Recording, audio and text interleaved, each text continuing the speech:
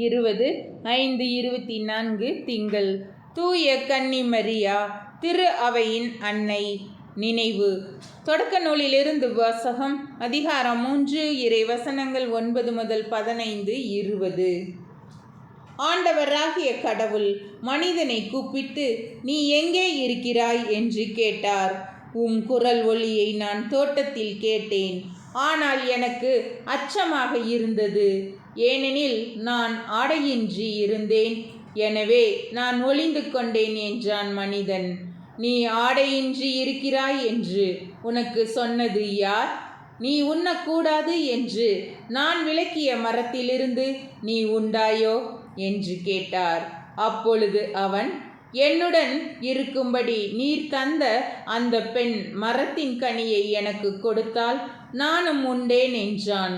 ஆண்டவராகிய கடவுள், நீ ஏன் இவ்வாறு செய்தாய் என்று பெண்ணை கேட்க, அதற்கு பெண், பாம்பு என்னை ஏமாற்றியது, நானும் உண்டேன் என்றாள்.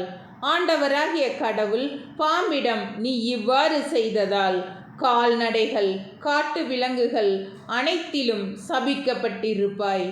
உன் வயிற்றினால் ஊர்ந்து உன் வாழ்நாள் எல்லாம் புழுதியை தின்பாய். உனக்கும் பெண்ணுக்கும் உன் வித்துக்கும் அவள் வித்துக்கும் பகையை உண்டாக்குவேன்.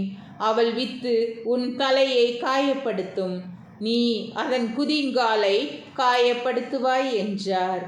மனிதன் தன் மனைவிக்கு ஏவாள் என்று பெயரிட்டான், ஏனெனில் உயிருள்ளோர் எல்லோருக்கும் அவளே தாய். ஆண்டவரின் அருள்வாக்கு. இறைவா, உமக்கு நன்றி.